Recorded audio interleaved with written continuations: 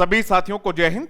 मैं आपका साथी डॉक्टर अशोक शर्मा एक बार फिर से आप सब लोगों के साथ विनर्स वर्ल्ड सीखेंगे नहीं तो जीतेंगे कैसे, आज का इस सेशन और इस सेशन में हम किस बात पर चर्चा करने वाले हैं वो आपको स्क्रीन से दिख जाएगा, आप समझ जाएंगे। आज के सेशन में हम EMRS Eklavya model residential schools में जो शिक्षक भर्ती आई है उस पर आज हम चर्चा करने वाले हैं। कुछ दिन पहले पीजीटी की भर्ती आई थी इन विद्यालयों के लिए और आज टीजीटी की भर्ती आई है।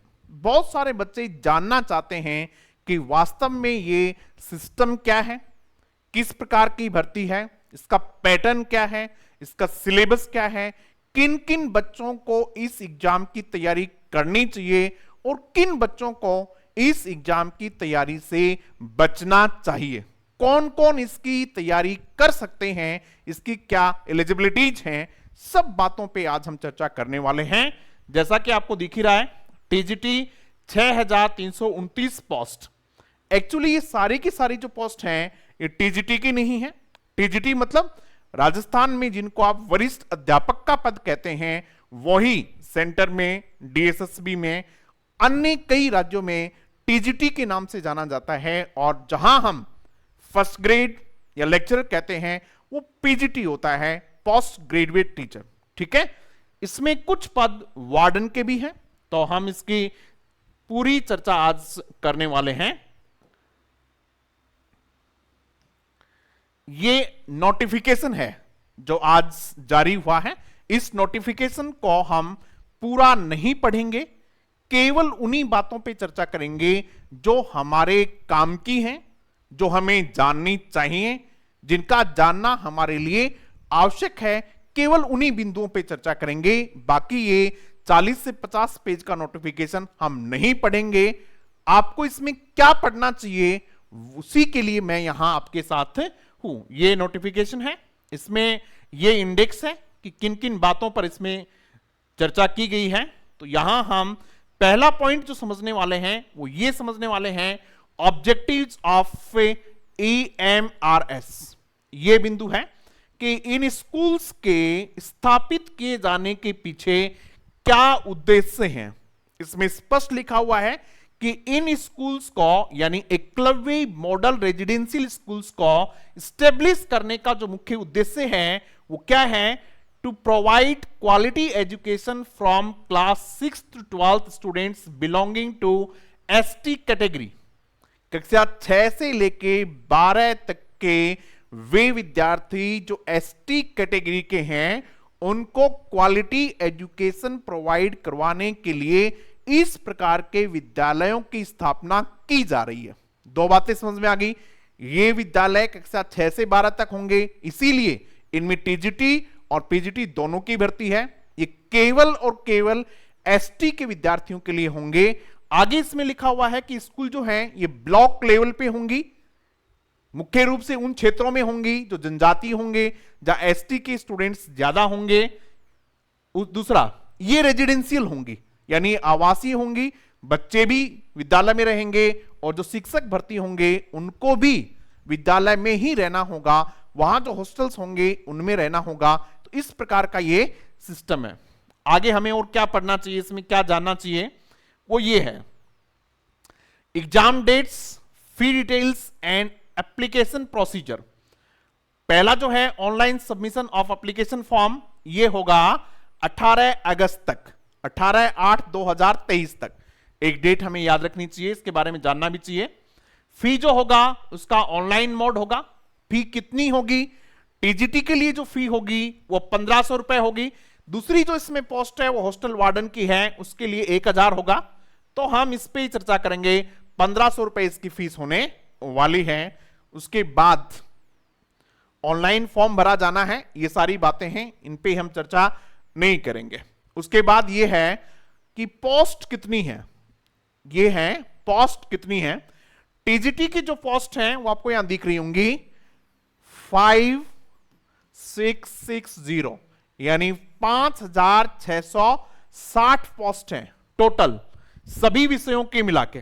ठीक है, इसमें अंग्रेजी विषय की कितनी है, इंग्लिश की कितनी है, वो हम देखेंगे। Trained graduate teachers TGT group B, Hindi की जो पोस्ट है वो 606 पोस्ट है, ठीक है। अनरिजर्व जो है वो 248 है। ईडब्ल्यूएस की 60 पोस्ट है। ओबीसी की नॉन क्रीमिलियर 163 पोस्ट है। आगे जो लिखा हुआ है ये पीडीएफ जो है वो मैं अपने Telegram channel doctor Ashok Sharma English पे डाल दूंगा, वहां आप इसको डिटेल से पढ़ भी लेना, देख भी लेना। हम इंग्लिश की थोड़ी चर्चा कर लेते हैं। इंग्लिश की कितनी पोस्ट हैं ये देख लेते हैं। इंग्लिश की जो पोस्ट है वो 671 पोस्ट है, ठीक पोस्ट है कुल मिला के।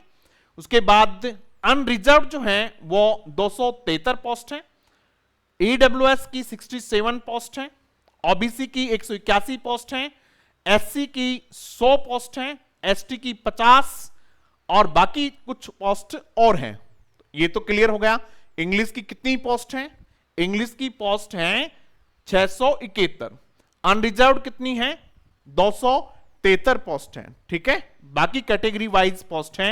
अब आगे हमें और क्या जानना है इसमें, ये अलग अलग सब्जेक्ट्स की हैं, इसमें हम चर्चा नहीं करेंगे, हमारे लिए आवश्यक नहीं है और मैं आपका समय खराब नहीं करूंगा। यह है कंपोनेंट ऑफ द टेस्ट, ये जानना जरूरी है। इसमें कितने क्वेश्चंस आएंगे?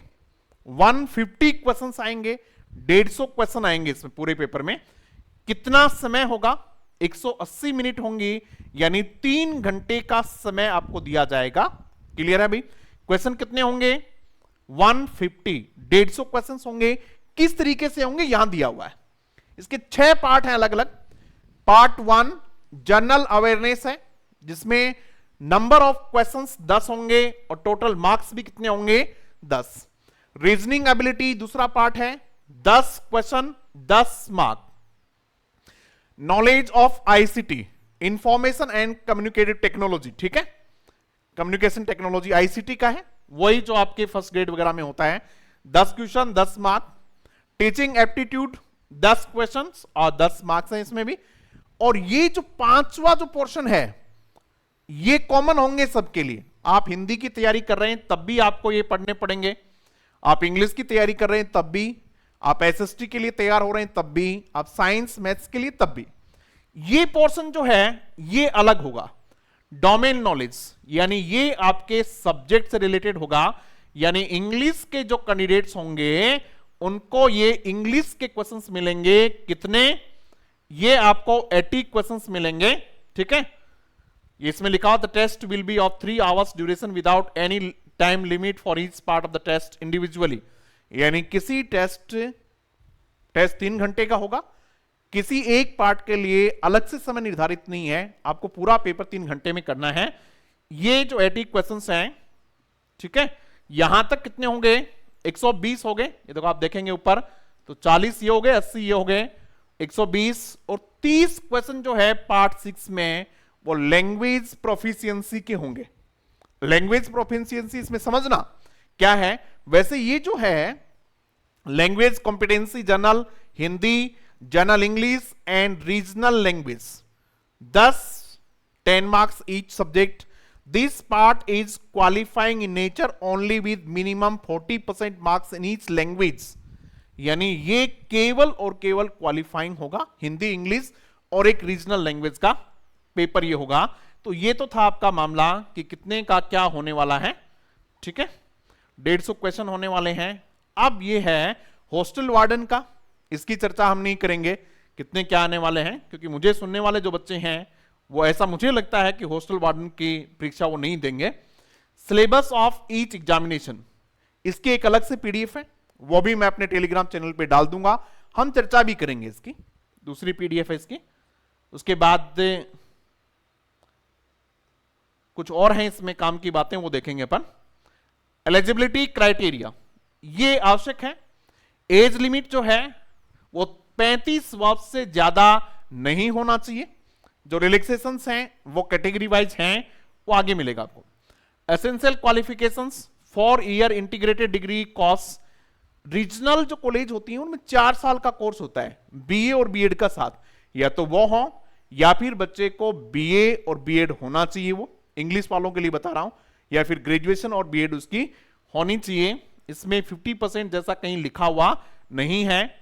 एक क्वेश्चन बच्चे अक्सर पूछते हैं कि सर बच्चा सीटेट होना चाहिए क्या? हाँ होना चाहिए, ऐसा इसमें स्पष्ट लिखा हुआ। देखो मैंने उसको कहीं नोट भी किया था, आप लोगों को बताता हूं कहां लिखा हुआ है इसमें। ये देखो मैंने इसको अलग से बॉक्स बनाया है इसका।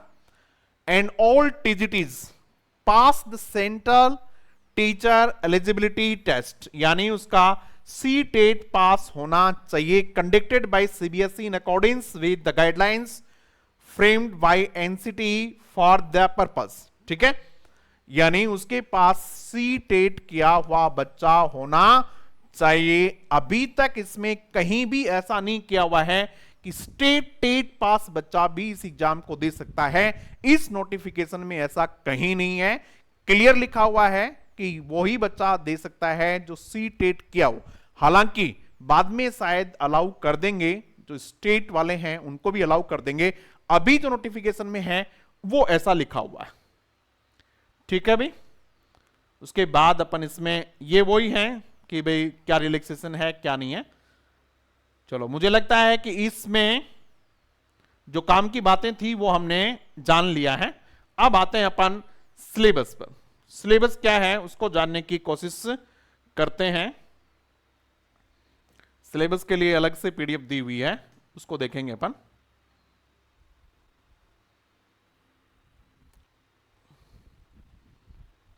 ये है सिलेबस वाले, ठीक है। और इसमें नहीं, ये शायद सिलेबस वाली नहीं है, सिलेबस वाली को भी देखते हैं।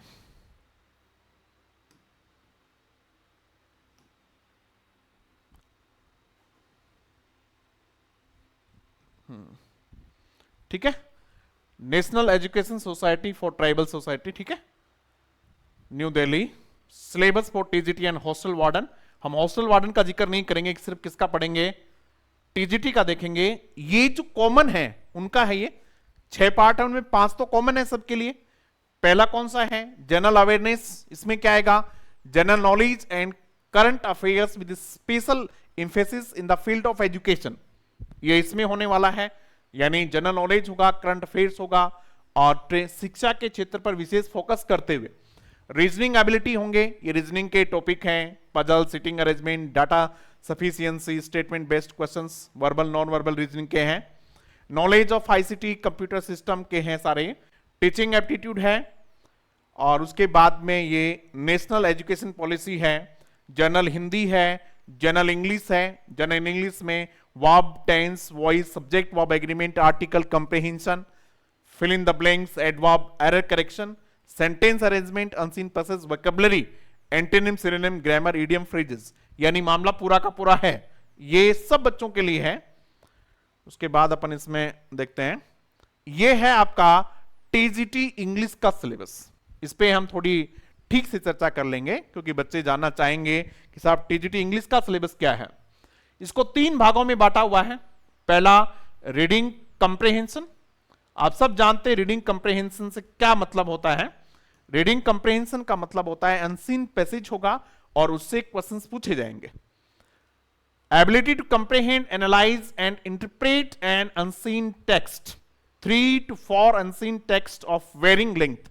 अलग अलग शब्द सीमा के 3 से 4 अनसीन पैसेज होंगे, उनसे क्वेश्चंस पूछे जाएंगे। क्वेश्चंस मल्टीपल चॉइस क्वेश्चंस होंगे, including questions to test vocabulary. आपसे जैसे हम जानते ही हैं अनसीन पैसेज से वोकैबुलरी के क्वेश्चंस आते ही हैं।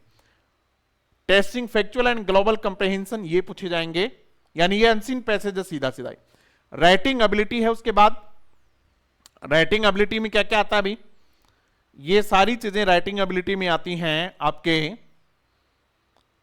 One shot writing task such as notice, message और पोस्ट कार्ड। ऑब्जेक्टिव होंगे, लेकिन नोटिस में जैसे एनवीएस में पूछे जाते हैं। अभी हरियाणा टीजीटी पीजीटी की एग्जाम हुई थी, उसमें भी ये पूछा गया था और डीएसएसबी में भी हो सकता है पूछा जाए ये। राइटिंग रिपोर्ट राइटिंग है। उसके बाद में आर्टिकल है, डिबेट है, स्पीच है। Based on visual and verbal input, इस पे भी ऑब्जेक्टिव क्वेश्चन ही होने वाले हैं। ऐसा नहीं है कि आपसे कोई आर्टिकल वहां लिखवाएगा। राइटिंग लेटर, और लेटर फॉर्मल इनफॉर्मल लेटर है। किस प्रकार के लेटर होंगे? Letter to editor, letter of complaint, letter of request, descriptive और पर्सनल लेटर्स, ये राइटिंग वाला पोर्शन है। दूसरा जो पोर्शन है वो ग्रामर वाला है। ग्रामर में वही कॉमन टॉपिक जो है, ability to apply the knowledge of syntax language, grammatical items and use them correctly. क्या क्या टॉपिक होंगे? टेंस होगा, सामान्य टॉपिक है ये। Modals, voice, subject verb agreement, connectors, clause, part of speech, punctuation Rajasthan में नहीं चलता है फर्स्ट ग्रेड सेकंड ग्रेड में, यूपी टीजीटी पीजीटी में ये टॉपिक चलता है। Sequencing to form a coherent sentence और ए पैराग्राफ, पीक्यूआरएस वाले होते हैं जो बच्चे एसएससी की एग्जाम देते हैं, वो जानते हैं कि 4 दिए जाते हैं, फिर उनको सेट करवाया जाता है, वो ये टॉपिक है। फिर लिटरेचर, इसमें काफी अच्छे स्तर का लिटरेचर पूछा जाता है। क्या क्या पूछा जाएगा देखो भाई आपसे, to test the candidates familiarity with the works of writers of different gender and period of English literature. पहला शेक्सपियर्स वर्क आपसे ये टॉपिक जो है शेक्सपियर वर्क नाम से, ये यूपी टीजीटी में चलता है, यूपी पीजीटी में भी चलता है ये, ठीक है। ये दोनों टॉपिक यानी दोनों एग्जाम्स में चलता है, ठीक है। पहले केवीएस में भी चलता था ये, लेकिन इस बार जो केवीएस की एग्जाम हुई उनमें एनसीईआरटी की बुक्स पूछी गई, ये नहीं पूछा गया, ठीक है। और जो हरियाणा में भी ये नहीं पूछे गए, उनमें भी एनसीईआरटी बुक्स पूछी गई थी।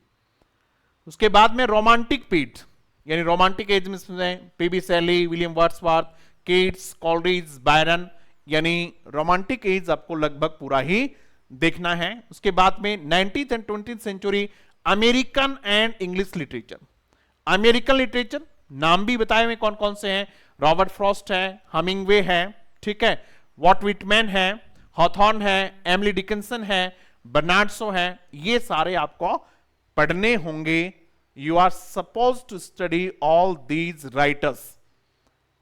आपसे अपेक्षा की जाती है कि आप इस एग्जाम के लिए इन सबको तैयार करके जाएंगे। उसके बाद में modern Indian writing in English, जैसे Anita Desai, Vikram Seth, Nissim Ezekiel, K N Daruwalla, Ruskin Bond, R K Narayan, Mulk Raj Anand, Khushwant Singh etcetera आदि, यानी इनके बाहर भी कोई क्वेश्चन पूछा जा सकता है। फिर modern writing in English from different parts of the world. Different parts of the world का मतलब Canadian literature, south African literature, इस प्रकार के लिटरेचर भी आपसे पूछे जा सकते हैं। तो ये आपका सिलेबस था, किसका? टीजीटी का। पीजीटी का भी यही सिलेबस था, ऑलमोस्ट यही सिलेबस था। अब बात आती है कि राजस्थान के जो बच्चे तैयारी कर रहे हैं, क्या उन बच्चों को इस एग्जाम के लिए तैयारी करनी चाहिए या नहीं करनी चाहिए? यही क्वेश्चन है, बड़ा क्वेश्चन। तो अब देखिएगा, जो बच्चा राजस्थान में जिसने रीट की तैयारी की है, मान लेते हैं राजस्थान में जिसने रीट मेंस की तैयारी की है, यानी जिसने 3rd ग्रेड के लिए तैयारी की है, उस बच्चे का सिलेबस कहीं भी इससे मैच नहीं करता है। इसलिए यदि वो तैयारी करना चाहे तो उसको नए सिरे से तैयारी करनी पड़ेगी। ऐसा नहीं है कि वो अपनी रीट मेंस की तैयारी भी कर लेगा और इसकी भी तैयारी कर लेगा, ऐसा उसके लिए पॉसिबल नहीं है। Actually there is no similarity between these two syllabus. इन दोनों में किसी प्रकार की कोई सिमिलरिटी नजर नहीं आती है, थोड़ी बहुत छोड़ के 10 से 15-20 सर्वे, ठीक है। अब आते हैं अपन जो स्टूडेंट्स 2nd ग्रेड की तैयारी जिन्होंने की थी, या फिर जो अभी भी राजस्थान में बहुत जल्द 2nd ग्रेड और 1st ग्रेड की भर्ती आने वाली है, संस्कृत डिपार्टमेंट में भी 3rd ग्रेड की भर्ती आने वाली है, बच्चे उसके लिए तैयार हो रहे हैं। 2nd ग्रेड का जो सिलेबस है राजस्थान में, वो सिलेबस भी इस सिलेबस को मैच नहीं करता है। ग्रामर वाले पोर्शन को छोड़ दें, इंडियन लिटरेचर भी थोड़ा मैच करता है, बाकी उन्होंने शेक्सपियर नहीं पढ़ा है। रोमांटिक एज थोड़ा बहुत हो सकता है मूवमेंट्स में उन्होंने पढ़ा हो। अमेरिकन लिटरेचर उन्होंने बिल्कुल नहीं पढ़ा है, ठीक है। और ये जो modern writing in English from different, ये भी उन्होंने बिल्कुल नहीं पढ़ा है। और ये अच्छा खासा पोर्शन है। आप यदि देखेंगे, जैसे एनवीएस का पेपर आया था तो उसमें लिटरेचर को बहुत ज्यादा फोकस में रखा था। एक अच्छा खासा पेपर आता है। मैं आपको डरा नहीं रहा हूं, मैं केवल आपको हकीकत बता रहा हूं कि सिलेबस मैच नहीं कर रहा है। हां, आप ये चाहें कि आप इसको छोड़ दें और इसी को तैयार करें तो ठीक है, आप इसको तैयार कर सकते हैं और फिर जब इसकी आए तब आप इसको देख लें। लेकिन ऐसा नहीं है कि आप चाहें कि साहब मैं इसकी भी कर रहा हूं तो इसकी भी कर लूं, इसकी भी कर लूं, ऐसा इसमें नहीं होगा। फिर चलते हैं अपन राजस्थान में जो बच्चे फर्स्ट ग्रेड की तैयारी कर रहे हैं, the students who are preparing for first grade in Rajasthan, RPSC school lecturer, उनका सिलेबस भी इससे कहीं कहीं मैच नहीं करता है। इस सिलेबस से आरपीएससी स्कूल लेक्चर का सिलेबस मैच नहीं करता है। मैं सब्जेक्ट की बात कर रहा हूं, क्योंकि उनके एक पोर्शन में ग्रामर है जो इसमें थोड़ी बहुत मैच कर जाएगी, वो तो हर जगह ही कर जाएगी, वो तो इसका जो कॉमन पेपर है उसमें भी है। उसके बाद वहां उनको पर्टिकुलर पॉइंट्स दिए हुए हैं, उनके वर्क्स दिए हुए, तो उनको वो पढ़ना होता है जो यहां नहीं है। तो मेरा सीधा सीधा कहना यह है कि जो बच्चे आरपीएससी स्कूल लेक्चरर की तैयारी कर रहे हैं, उनको लगता है कि उनकी तैयारी ठीक है, तो उनको अनावश्यक इसमें फंसना नहीं चाहिए, क्योंकि उनके पास अभी ऑप्शंस हैं। जिस बच्चे के पास कोई ऑप्शन नहीं हो और जिसको लगे कि नहीं साहब मुझे तो एनी हाउ सरकारी जॉब चाहिए ही चाहिए, तो फिर वो इसमें कर सकता है। यदि उसके पास रीट मेंस का ऑप्शन है राजस्थान में, यदि उसके पास सेकंड ग्रेड का ऑप्शन है राजस्थान में, यदि उसके पास फर्स्ट ग्रेड का ऑप्शन है राजस्थान में, तो बेटर ये है उसके लिए कि वो उनकी तैयारी करे।